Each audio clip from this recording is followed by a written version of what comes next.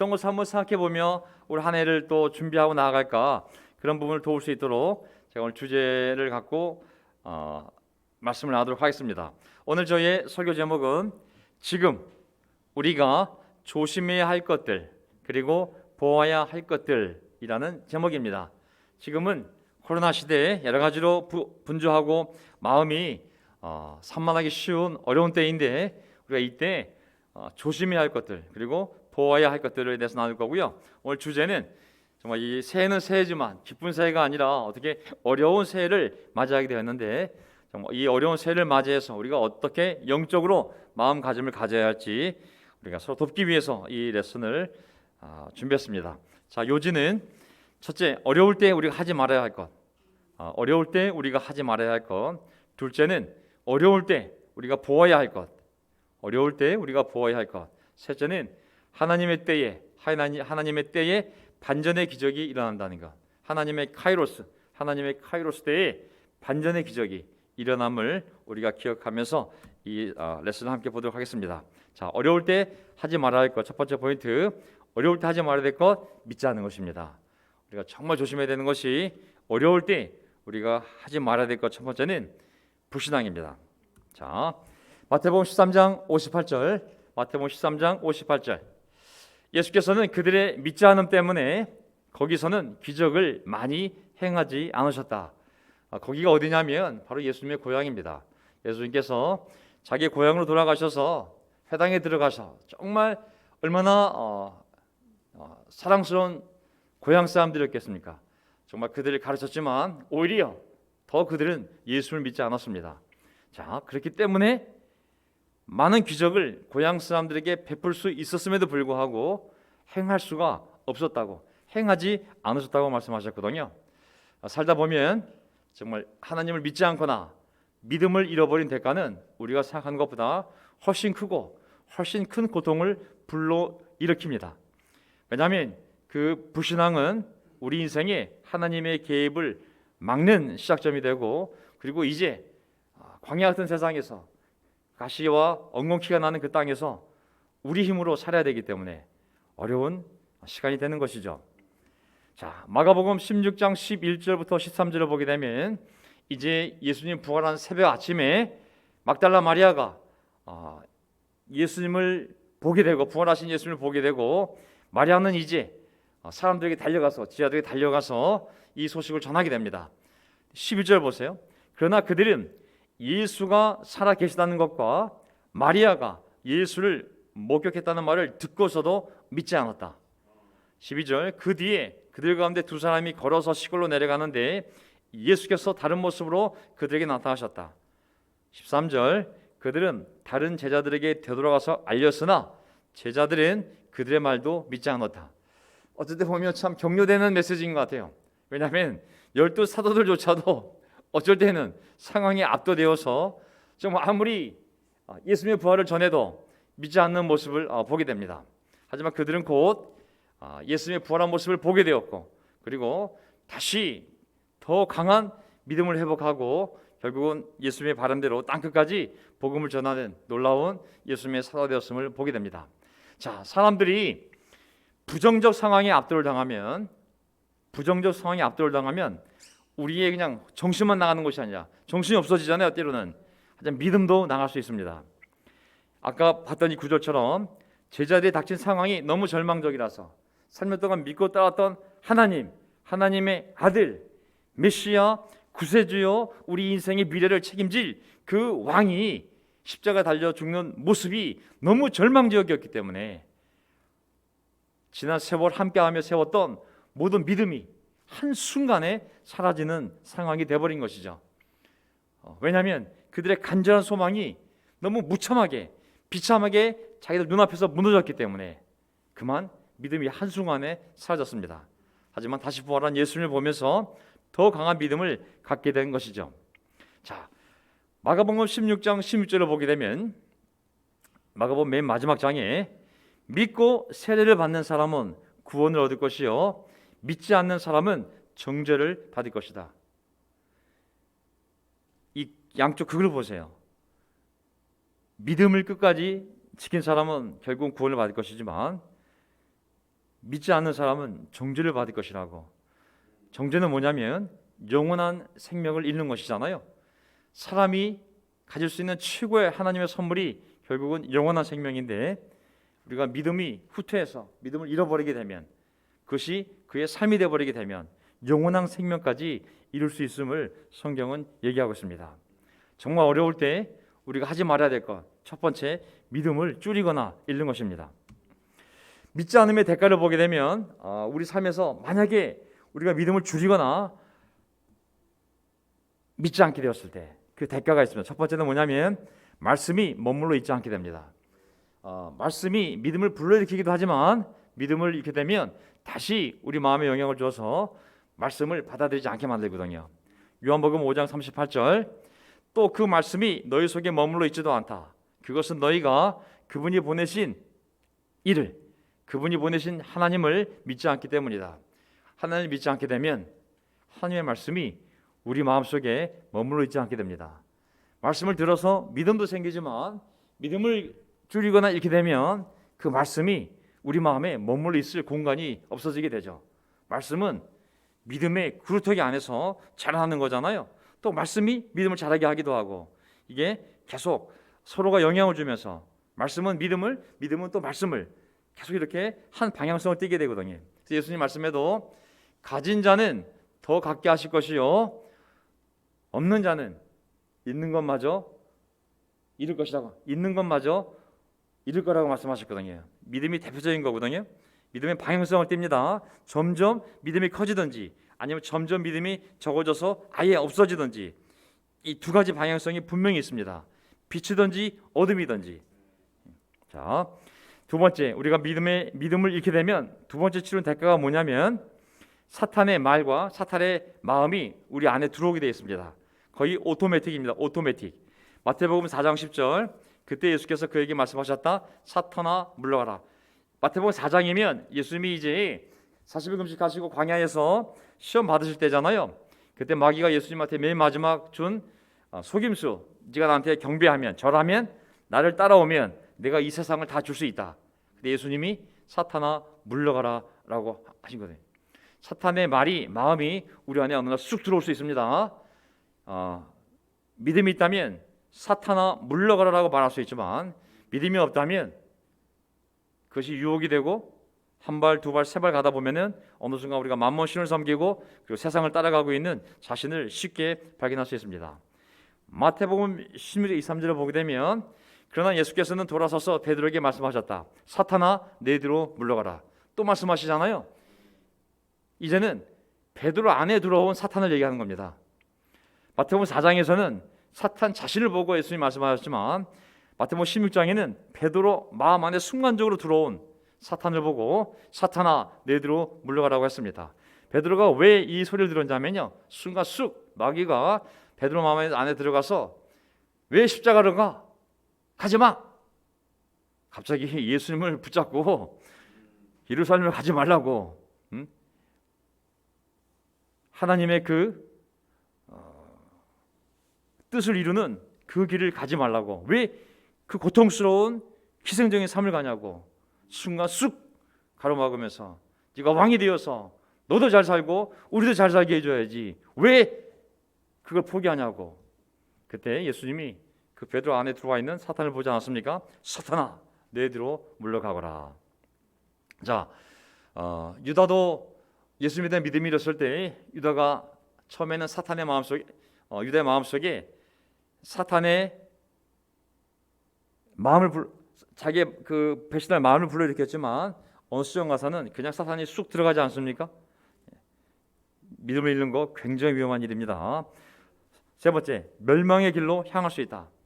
자, 믿지 않음의 대가. 첫 번째, 말씀이 머물러 있지 않게 된다. 두 번째, 사탄의 말과 마음이 들어올 수 있다. 세 번째, 그를 멸망의 길로까지 향하게 할 수 있습니다. 히브리서 10장 38절, 히브리서 10장 38절, 나의 의인은 믿음으로 살 것이다. 그가 뒤로 물러서면, 믿음을 빼면, 믿음을 잃으면, 믿음을 버리면 내 마음이 그를 기뻐하지 않을 것이다. 우리는 뒤로 물러나서, 믿음을 버려서, 믿음을 빼서 멸망할 사람들이 아니라 믿음을 가져 생명을 얻을 사람들입니다. 아멘. 이것은 구약의 유대 백성들이 잘 알지 않습니까? 결국은 그들이 여호와 하나님에 대한 믿음을 빼고 뒤로 물러나서 결국은 남의 나라에 포로로 끌려가는 고통을 당하지 않았습니까? 믿음을 빼면, 계속 믿음을 빼면, 믿음을 잃으면 멸망을 당할 수 있습니다. 믿음을 잃는 거 굉장히 무서운 일입니다. 자, 구약의 예들을 보게 되면 이집트 바로는 하나님의 기적을 보고도 모세가 전한 하나님의 말씀을 듣고도 믿지 않아서 하나님의 기적도 보여줘, 그 기적에 대한 설명도 하나님이 하신 거라고 설명해줘. 하지만 말씀을 듣고도 믿지 않아서 자기의 장남을 잃었고 자기의 모두 신하들을 잃었고 결국은 왕좌를 잃게 됩니다. 믿지 않는 것, 무서운 대가를 치르게 됩니다. 출애굽한 이스라엘 백성들은 하나님께서 밤에는 불기둥으로 보여줬고 낮에는 구름기둥으로 보여주면서 인도해 주셨는데도 여호와 그들의 하나님을 믿지 않았습니다. 그리고 분명히 올라가서 가데스 바네에 올라가서 내가 너에게 준 땅을 차지하라고 하셨음에도 불구하고 그들은 그분을 믿지 않았고 믿지 않았기 때문에 그분의 말씀에 순종하지 않아서 결국은 그 가나안 땅에 들어가지 못했을 뿐만 아니라 그들은 구원은 받았으나 결국 광야에서 적과 끓이는 땅이 조금만 가면 일주일만 가면 도달할 수 있는 거리인데도 불구하고 거기를 들어가지 못하고 39년을 광야에서 평생 살다가 광야에서 그들의 인생을 마감했습니다. 믿지 않는다는 것, 그것은 무서운 대가를 우리 삶에 치르게 합니다. 불신의 세 가지 내용을 보게 되면 사람들이 어려울 때 믿지 않는 일이 벌어진다면 그것은 바로 하나님을 믿지 않으려는 마음, 하나님의 구원의 능력을 믿지 않는 것, 그리고 하나님의 약속과 계획을 믿지 않는 것이죠. 상황이 앞서나가게 되면 하나님이 안 보이고 그 다음에 그 의심을 취하지 못하면 하나님 과연 날 구원할 수 있을까? 구원의 능력을 믿지 않게 되고, 세 번째, 하나님의 약속과 계획, 하나님의 놀라운 약속과 내 인생에 대한 계획에 대해서 믿지 않는 마음이 생기면서 결국은 세상으로 조금씩 발걸음을 돌리게 되거든요. 시편 78편을 보게 되면 이스라엘 백성들에 대해서 이렇게 그들의 믿음이 없음과 그들이 하나님을 믿지 않았기 때문에 결국은 이스라엘 민족에게 어떤 일이 벌어졌는지를 세 가지로 정리하고 있는데, 시편 78편 21절, 시편 78편 21절 보세요. 주님께서 듣고 노하셔서 야곱을, 이스라엘을 광야에서 불길로 태우셨고 이스라엘에게 진노하셨다. 왜? 그들이 하나님을 믿지 않고 그의 구원을 신뢰하지 않았기 때문이다. 하나님이 그들을 믿지 않고 그의 구원을, 하나님의 구원의 능력을 신뢰하지 않았기 때문이다. 하나님을 믿지 않을 때 하나님이 얼마나 분노하시는지를 알 수가 있습니다. 오늘 저는 우리 황승만 형제께서 정말 와서 힘차게 기타를 치며 찬송가를 부르는데 모든 찬송가가 다 힘이 되고 놀랍지만 또 우리 오래간만에 가서 제자 삼으라는 찬송가를 들었을 때 아주 제 마음속에 정말 이렇게 뭔가 이렇게 더 뜨거워지는 듯한 느낌을 받았습니다. 가서 제자 삼으라. 뭐 캠퍼스가 되었던 직장이 되었던 세상으로 나가서 정말 얼마나 우리의 마음을 뛰게 하는 하나님의 참 명령이었는지, 그 명령을 듣고 우리가 지난 30년 어떤 어려움이 있더라도 사람들을 구원하기 위하여 또 기도하며 여기까지 달려온 발걸음이 아닌가 싶습니다. 어쨌든 우리는 계속 하나님을 믿으며 하나님의 선한 일을 위하여 달려나가야 할 이미 하나님의 선택을 받은 자들임을 기억하시기 바랍니다. 네. 시편 78편 32절, 이 모든 일을 보고서도 그들은 여전히 죄를 지으며 그가 보여주신 기적을 믿지 않았다. 사실 수많은 기적을 보여주었거든요. 근데 그 기적을 봤을 때는 하나님을 찬양하고 감사했던 자들이 시간이 지나면서 어려움이 압도되었을 때, 자기의 소망이 이루어지지 않았을 때 결국은 그에 대한 반항심으로 죄로 가고, 그리고 분명히 자기 삶에 일어났던 일들임에도 불구하고 그것을 믿지 않았던 것이죠. 78장 37절, 그들의 마음은 분명히 그를 떠났으며 그가 세우신 언약을 믿지도 않았다. 결국은 마음에서 하나님을 떠났을 때 하나님과 했던 약속들, 언약을 더 이상 믿지 않고 그래서 완전히 무용화시키고 그냥 떠나는 것이죠. 결국은 무엇입니까? 세 가지입니다. 하나님 자신을 믿지 않고 하나님을 떠나는 것, 하나님의 구원의 능력을 더 이상 믿지 않고 자신의 힘으로 세상에 가서 구하려고 하는 것, 하나님의 놀라운 약속, 내가 너의 삶에 번영과 희망을 주겠다는 그 약속과 계획을 믿지 않고 내 인생은 내가 계획 세우고 내가 개척하고 내가 살아간다는 결국은 자기 육체의 능력에 의지함으로 말미암아 많은 정신적인 마음의 감정의 정서적인 그러한 고통들을 우리가 당하게 되는 것이죠. 어려울 때 우리가 보아야 할 것이 있습니다. 어려울 때 우리가 하지 말아야 될 것은 불신앙입니다. 불신앙은 아까 총 정리한다면 우리가 생각한 것보다 훨씬 더 큰 고통을 우리 삶에 불러일으킵니다. 하지만 어려울 때 우리가 보아야 할 것이 있는데 그것이 바로 무엇인지 이제 보세요. 저는 이 내용을 통해서 여러분들이 우리가 어려울 때 무엇을 보아야 되는지 다시 한번 생각해 보시기 바랍니다. 왕하 6장을 보게 되면 왕하 6장 이제 예언자 엘리사에 대한 역사적 사건들이 기록이 되어 있는데 한번 보겠습니다. 8절 시리아 왕이 이스라엘과 전쟁을 하고 있던 무렵이다. 자, 시리아 왕이 이스라엘과 전쟁을 하고 있던 무렵이다. 엘리사라는 예언자, 이때는 아마 예수님 오시기 전에 830년, 840년 전 형이 되겠죠. 자, 800년 전쯤 예수 오시기 전에 시리아 왕이 말하였다. 그가 어디에 있는지 찾아보아라. 엘리사라는 예언자를 찾아보라고. 내가 사람을 보내어 그를 붙잡을 것이다. 왕은 그곳에 기마와 병거와 중무장한 강한 군대를 보내어서 밤을 틈타 그 성읍을 포위하였다. 제가 건너뛰었는데 그 가운데 있는 내용은 우리가 알던 내용이 있기 때문에 그래서 이제 그 시리아 왕이 몰래 진을 쳐서 남쪽 이스라엘 왕을 잡으려고 공격하려고 진을 몰래 계획을 세우고 설치하면 바로 이 엘리사가 이 영지력이 있으니까 딱 그것을 다 알아차리고 바로 이스라엘 왕에게 가서 왕이시여 조심하시옵소서 시리아 왕이 당신을 잡으려고 이렇게 진을 쳐놨으니 절대 그리로 가시면 안 됩니다. 전부 피하게 만드니까 나중에 시리아 왕이 신하 다 모아놓고 아니 도대체 우리 안에 무슨 첩자가 있냐, 어떻게 내가 그런 계획을 세우면 족족 다 이스라엘 왕이 피해가느냐. 그러니까 신하들이 왕이시여 이스라엘에 아주 영통한 아주 신통한 엘리사라는 예언자가 있어서 당신의 계획을 다 알아차리고 이렇게 만듭니다. 그때 그 얘기 듣고 시리아 왕이 가서 잡아오라고. 내가 직접 가서 내가 그놈을 잡겠다고 해서 여기 중무장한 아주 강한 군대를 데리고 가서 엘리사가 있는 성읍을 완전히 포위한 사건을 얘기하고 있습니다.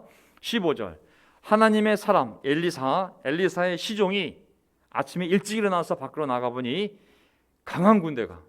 정말 강한 군대가 말과 병거로 성읍을 포위하고 있는 것이 아닌가. 그 시종이 엘리사에게 와서 이 사실을 알리면서 걱정하였다. 큰일 났습니다. 선생님 어떻게 하면 좋습니까? 자 보세요. 믿음이 없는 자의 눈에 보인 것과 믿음이 없는 자의 해석입니다. 큰일 났습니다. 엄청난 군대가 둘러싸여 있고 이젠 다 죽었습니다. 큰일 났습니다. 어떻게 하시겠습니까? 이제 그 종의 상황 보고와 해석입니다. 그래서 16절 믿음이 있는 자의 해석과 행동입니다. 엘리사가 말하였다. 두려워하지 말아라. 그들의 편에 있는 사람보다는 우리의 편에 있는 사람이 더 많다. 이게 무슨 얘기예요? 이게 지금 종하고 둘이 있는 주제에 우리 편에 있는 사람이 더 많다고 그랬잖아요. 강한 군대가 둘러싸고 있는데 야 나더라. 우리 편에 있는 사람이 더 많다. 그러면서 17절 그렇게 말한 다음에 엘리사는 기도를 드렸다. 참 놀라운 것 같아요. 예수님도 오병이어에서 보면 상황이 최악이었을 때 가지고 오라고 그리고 그걸 가지고 기도하시지 않습니까? 우리 앞에 있는 우리 강수만 형제도 참 기도의 형제인데 정말 교회 안에 많은 기도 형제들이 있는데 자매들이 있고 앞에 우리 정두현 우리 두현이 형도 제가 학창 시절 때 보면 항상 기도하는 모습을 기억하고 있는데 자 엘리사는 기도를 드렸다. 믿음의 사람은 이거예요. 기도로 나아가지 않습니까? 그래서 주님 간구하오니 저 시종의 눈을 열어주셔서 저 믿음이 없는 저 시종의 눈을 열어주셔서 볼 수 있게 해주십시오. 볼 수 있도록 해주십시오. Oh Lord, open his eyes. 그의 눈을 열어주셨어요. So he may see. 그가 볼 수 있게. 영안을, 육안이 아니라 영안을, 영적인 눈을 열어주십시오. 그러자 주님께서 그 시종의 눈을 열어주셨다. 그가 바라보니 영안이 열리니 온 언덕에는 불수레가 가득하여 엘리사를 완전히 에워싸고 있었다. 여기 보면 불의 불수레가 한두 마리가 아니라 완전히 가득 차서 완전히 all around, 완전히 엘리사를 완전히 둘러싸고 있는 거예요. 믿음 있는 자는 기도를 통해 믿음 없는 자가 하나님의 군대를 보게 합니다. 근데 그 군대는 저 하늘에 있는 군대가 아니라 바로 그 현장에, 그 위기의 현장에 가득 둘러싸여 있는 그 모습을 보게 하는 것이죠. 우리가 무엇을 봐야겠습니까? 저는 어려울 때 우리가 때로는 압도당하거든요. 제자들이 정말 예수의 죽는 모습을 보고 너무 그 상황에 압도되어져서 더 이상 믿지 않고 도망가고 문 닫고 봤다 그래도 안 믿고, 하지만 우리가 진짜 어려울 때 무엇을 봐야 되냐면은 하나님의 능력을 우리가 봐야 됩니다. 아멘. 하나님 우리 삶에 일으켰던 기적을 기억하고 영의 눈을 열어서 말씀을 통하여 또 우리 삶에 일어났던 기적들을 떠올리며 하나님의 능력이 우리와 함께 우리를 둘러싸고 있음을, 하나님의 천사가, 하나님의 능력이 우리를 둘러싸고 있음을 우리가 바라봐야 됩니다. 아멘. 그리고 또 믿음 없는 자들에게 가서 또 그의 눈도 열게 해 주어서 함께 그것을 보고 힘을 낼 수 있도록. 세 번째 포인트, 하나님의 때. 이때는 카이로스죠. 하나님의 때에 반전의 기적이 일어남. 우리 눈으로 보면 이 고난이 언제 끝날까? 이 상황이 도대체 어떻게 될까? 하지만 하나님의 때, 하나님 정해놓은 그 타임, 구원의 타임, 카이로스가 되면 완전히 반전의 기적이 일어나게 돼 있거든요. 자, 왕하 6장이 이어집니다. 이제 그 사건에 이어서 보세요. 그러나 그런 일이 있은 지 얼마 뒤에, 이거 이제 집에 가서 보시면 그렇게 해서 이제 그 스토리를 우리가 이제 몇 번 설교 들었기 때문에 내용을 아는 내용들입니다. 그래서 결국은 그 시리아 군대의 눈을 다 멀게 해서 결국 그들이 하나님의 능력으로 말미암아 눈이 다 멀어서 결국은 완전히 반전되어서 정말 엉뚱한 곳에 이르게 되고, 그리고 그들을 잘 대접해서 시리아 군대를 다시 본국에 돌려보내게 됩니다. 잘 대접을 해서. 그래서 24절, 그러나 그런 일이 있은 지 얼마 뒤에 시리아 왕 베나다시 또다시, 처음에는 앞에서는 그 엘리사 예언자를 잡아 죽이기 위해서 왔는데 하나님의 능력으로 다시 돌아가게 되었는데, 이번에는 또다시 전군을 소집하여 올라와서, 이번엔 전군이에요. 전군 올라와서 사마리아를 포위하였다. 그들이 성을 포위하니 사마리아 성 안에는 먹거리가 떨어졌다. 그래서 나귀 대가리 하나가 은 80셰겔에 거래되고, 비둘기 똥 4분의 1값이 은 5셰겔에 거래되는 형편이었다. 사실 제일 무서운 게 이게 포위잖아요. 사람이 포위해서 물과 양식이 떨어져서 말라 죽는 게 가장 무서운 정말 전쟁의 참상 아니겠습니까? 자, 여기 보면 어쨌든지 간에 엘리사가 하나님의 기적을 통하여 그들이 무사히 구원을 받고 잘 대접해서 돌려보냈는데, 몇 년 뒤에 그 왕이 다시 전군을 소집해서 사마리아를 포위하고 지금 기근이 절정에 이르는 상태가 되었습니다. 내가 그 내용을 살펴보면 나귀머리는 레위기 음식 규정에 먹어서는 안 되는 부정한 음식이거든요. 근데 머리고기, 나귀 대가리잖아요. 이게 지금 머리고기는, 돼지머리는 한국 사람이나 좋아하지 뭐가 먹을 게 있다고 이 나귀 머리를 먹겠어요? 부정한 음식에 머리에 무슨 고기가 있다고. 근데 이 나귀 머리 하나가 은 80셰겔이라고 했잖아요. 수록서를 보게 되면 거의 1년치 연봉에 해당되는 값어치인 거예요. 그거는 부정한 음식, 그것도 뭐 갈비살도 아니고 안심 등심 다리 그것도 아니고 이 머리살이잖아요. 대가리잖아요. 이 머리 이거 하나에 1년치 값이라는 것은 지금 얘기를 하면 안 먹는 동물의 머리에 1년치 연봉이면 한 오늘 3천만 원 주고 이상한 죽은 동물 머리고기를 지금 사는 거잖아요. 먹을 게 없으니까. 비둘기똥이라는 것은 정말 비둘기똥일 수도 있고, 아니면 정말 콩 중에 아주 그냥 더 이상 먹을 수 없는 뭐 껍데기 수준 되는 그런 찌꺼기, 영양가가 전혀 없는 찌꺼기 정도 수준의 음식인데, 이것도 이 엄청난 은 5세겔에 거래되는 형편이라고 그랬거든요. 더 놀라운 건 뭐냐면, 시간이 지나면서 먹거리가 떨어지니까 사마리아 성인 산꼭대기 있잖아요. 완전히 이제 물건이 안 올라가니까 어떤 일이 벌어지냐면, 알다시피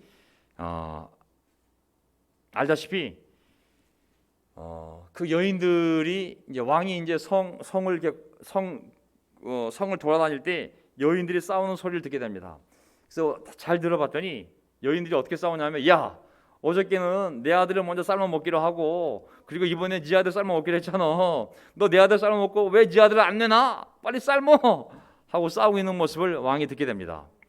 그러니까 이 왕이 얼마나 가슴이 아프겠어요? 왕 이름이 여호람인데, 여호람 31절, 왕이 저주받을 각오를 하고 결심하여 말하였다. 내 이놈 엘리사, 사밧의 아들 엘리사의 머리가 오늘 그대로 붙어 있다면 하나님이 나에게 벌 위에 더 벌을 내리신다 하여도 달게 받겠다. 무엇이냐면, 내가 이 엘리사, 이 예언자 말 듣는 바람에 그때 하나님의 능력으로 처음 침략했을 때 이놈들을 다 죽였어야 되는데 다 살려보내는 바람에 다시 이놈들이 다시 와가지고 이제 나라가 멸망하게 됐으니 내가 엘리사 이놈 목을 치겠다고, 하나님이 저주를 내려도 내가 오늘 엘리사 머리를 치겠다고 자기 무관 하나를 데리고 이제 가게 됩니다.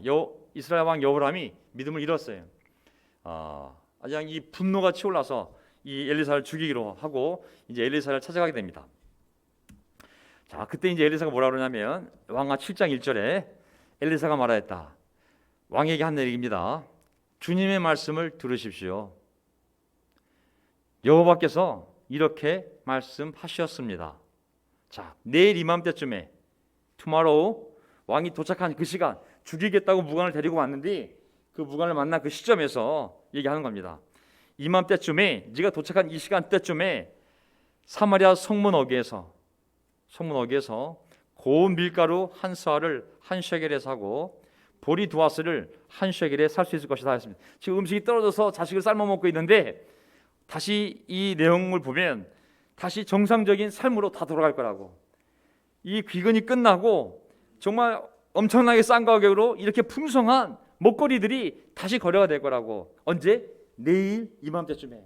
지금은 먹을 게 없어서 여인들이 자기 아들들을 돌아가며 삶아 먹고 있는 상황이지만, 그 먹지도 않는 부정한 음식 나귀 대가리를 먹기 위해서 1년치 연봉을 줘야 살 수 있는 상황이지만, 먹을 게 없어서 지금 비둘기 똥이라도 씹기 위해서 그거를 엄청난 돈을 주고 사야 되는 상황이지만, 내일 이맘때쯤이 되면 그렇게 먹고 싶었던 밀가루와 보리가 이렇게 싼 가격에 살 수 있을 거라고 구원의 때를 알려준 것입니다. 아멘.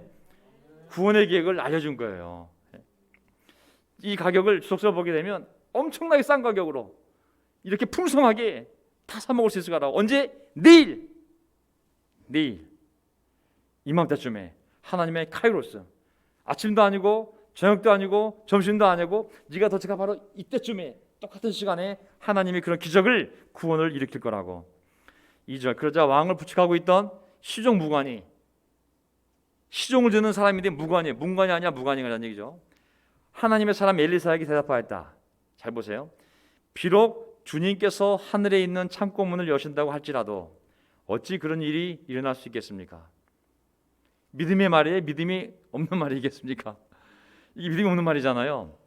비록 주님께서 하늘에 있는 창고문을 여신다 할지라도 지금 이렇게 다 굶어 죽을 지경인데 어떻게 밀과 보리가 어디서 나서 어디서 수입해서 이 산꼭대기에 있는 사마리아 성에 하루 사이에 어떻게 이 백성들이 다 이렇게 싼 가격에 사고 먹을 수 있는 양이 어떻게 여기 올라올 수 있겠냐고. 지금 다 굶어 죽을 상황인데 도대체 어떻게 이런 일이 벌 수 있겠네. 하늘에서 창고문을 다 열어도 하나님조차도 할 수 없는 일입니다라고 얘기를 한 거예요. 이건 뭐냐면, 당신이 하는 말 뻥치지 마시오.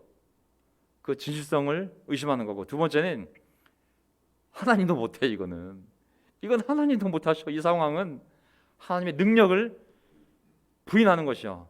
그리고 무엇보다도 이 하나님 말씀을 전한 예언자를 대놓고 완전히 조롱하는 거거든요. 하나님 하실 거라고. 뻥치지 마시오. 하나님도 못해. 대놓고 조롱한 것이거든요. 아주 불신앙의 극치인 거죠. 그래서 엘리사가 뭐라 그랬냐면, 당신은 분명히 그런 일이 생기는 것을 눈으로 직접 볼 것이요, 그렇지만 당신이 그것을 먹지는 못할 것이요.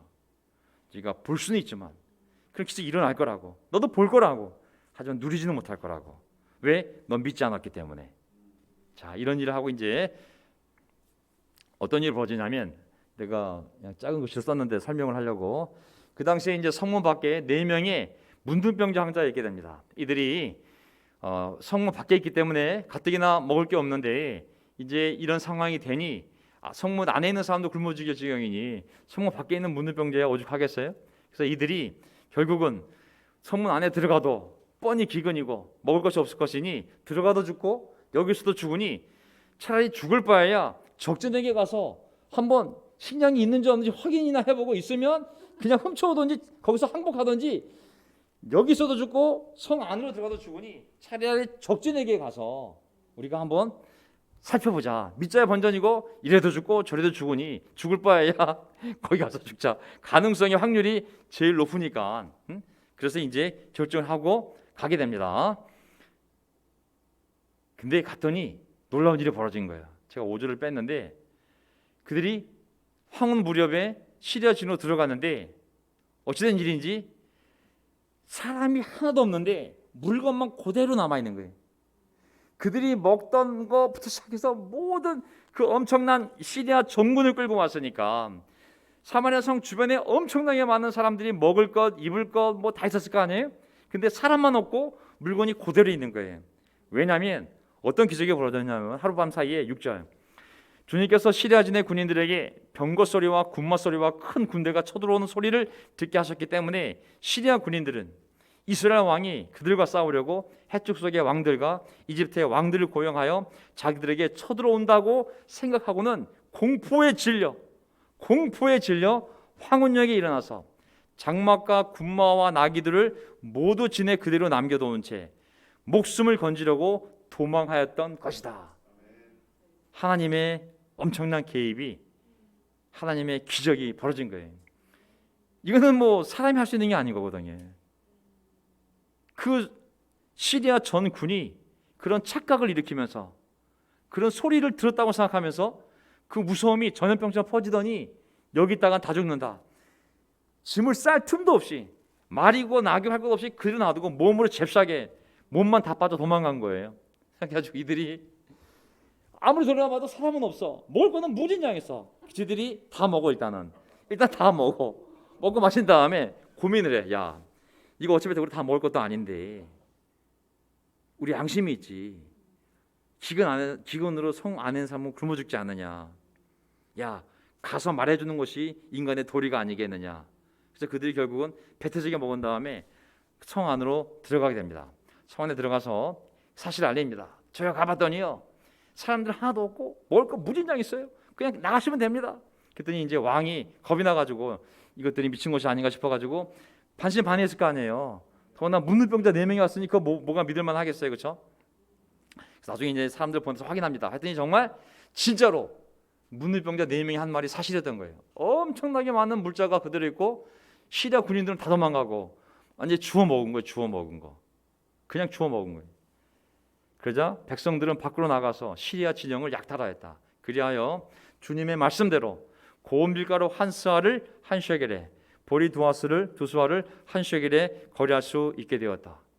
정확하게 왕 앞에서, 그 시종무관 앞에서 엘리사가 예언했던 거로 오늘 이맘때쯤에 그렇게 거래될 거라 했던 대로 성취가 된 것이죠. 그래서 기적이잖아요. 자기 아들 삶아 먹을 정도로 기근이 심했던 한 성 안에서 하룻밤 사이에 다시 옛날처럼 그렇게 풍족하게 먹을 주식을 이렇게 싸게 구입할 수 있다는 것 자체가 정상적으로 완전히 회복된 것을 의미하는 거잖아요. 17절. 그래서 왕은 자신을 부축한 그 시종무관을 성문 관리로 임명하였다. 그래서 이 사람들이 지금 이 성문 밖으로 뛰쳐나가서 다 주소해야 되니까 엄청나게 사람들이 왔다 갔다 하니까, 하지만 백성이 성문에서 그를 밟아 죽였는데 왕이 그의 부축을 받으며 하나님의 사람을 죽이려고 왔을 때에 하나님의 사람이 예언한 그대로 그가 죽은 것이다. 네가 그런 기적을 볼 수는 있으나 네가 그것을 먹지도 못할 거라고. 이 밟아 죽다는 데 있잖아요. 밟혀 죽은 거예요. 밟혀. 사람들이 그 좁은 문으로 다 뛰쳐나갈 때 위험하니까 왕이 그 시간 네가 통제하라고 그래서 문을 통제하려고 서 있었을 거 아니에요. 근데 굶주림에 지친 그 백성들이 말을 따르겠어요? 안 따를 거 아니에요. 비켜 임마 그냥 막 하다 보니까 압살당한 거예요. 압살. 발에 밟혀 죽은 거예요. 발에 밟혀 죽은. 그냥 죽은 게 아니라 수많은 사람들의 발에 밟혀 죽은 것이. 그 하나님의 약속이 예언이 이루어진 거예요.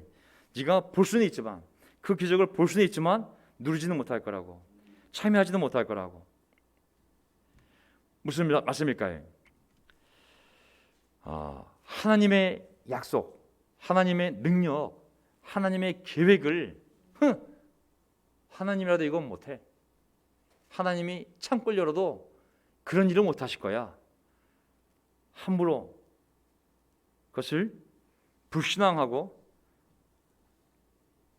무시하는 자는 무서운 대가를 치르는 것이죠. 많은 사람들이 나가서 하나님의 은혜로, 하나님의 기적으로 그 굶주림을 채울 수 있는 엄청난 음식이 있었지만 이 고관은, 이 성문 관리로 임명되었지만 이 시정부관은 백성들의 발에 밟혀 죽게 한 것은 하나님의 섭리였다는 것이죠. 네가 눈으로는 볼 것이지만 먹지도 못할 것이라고. 우리가 믿음을 잃으면 우리가 아닌 다른 믿음이 가진 사람이 하나님의 쓰임을 받고 하나님의 놀라운 일을, 기적을 행할 거예요. 하나님이 그들의 믿음을 사용해서 우리가 진짜 바라던 것을 그들이 해낼 거예요. 그래서 놀라운 일들이 벌어질 거예요. 근데 그 열매를 우리가 받는데 누리지를 못할 거예요. 왜? 우리가 믿음을 잃었기 때문에.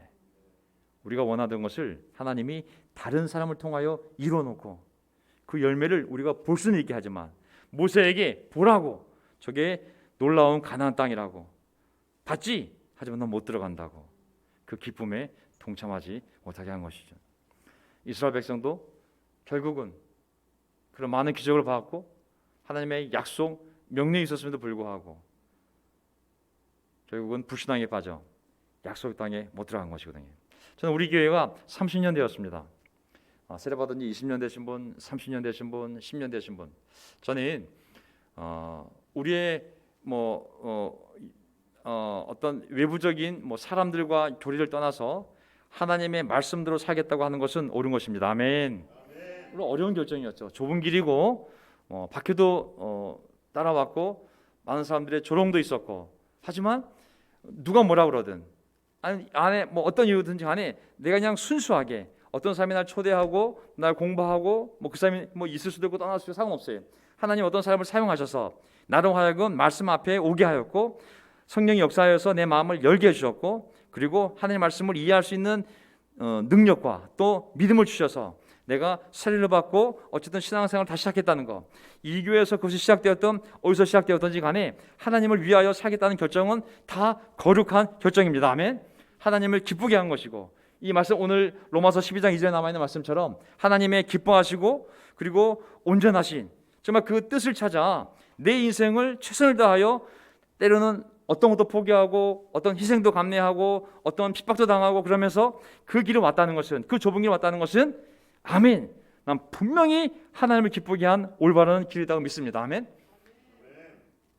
어떤 실수가 있었던, 어떤 죄가 있었던, 어떤 오류가 있었던, 그것이 그 교회, 교파, 교단, 운동의 것이든 아니면 내 개인의 것이든 상관없이 하나님을 향하여 내가 진정코 진심으로 살아왔다는 것은, 그것은 조금도 후회할 일이 아닙니다.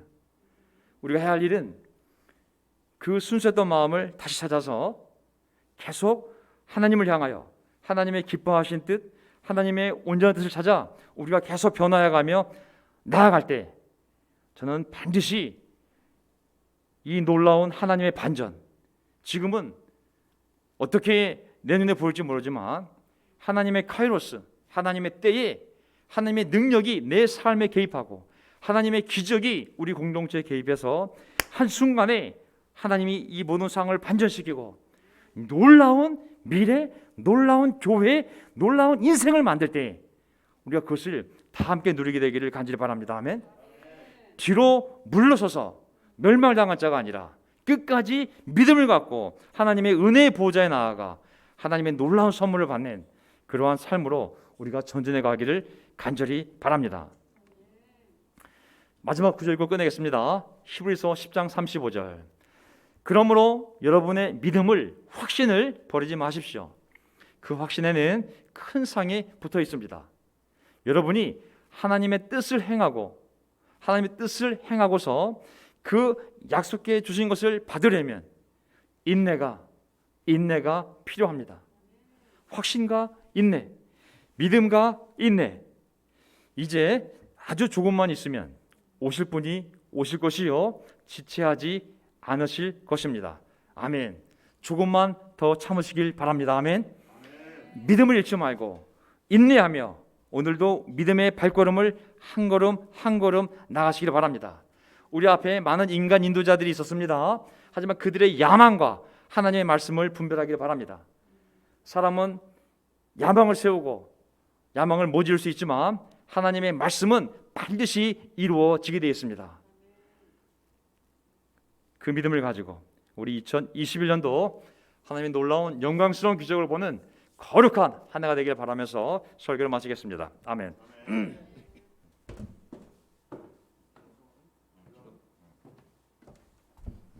자, 우리 함께 기도할까요? 아버지 하나님 감사합니다. 우리 인생에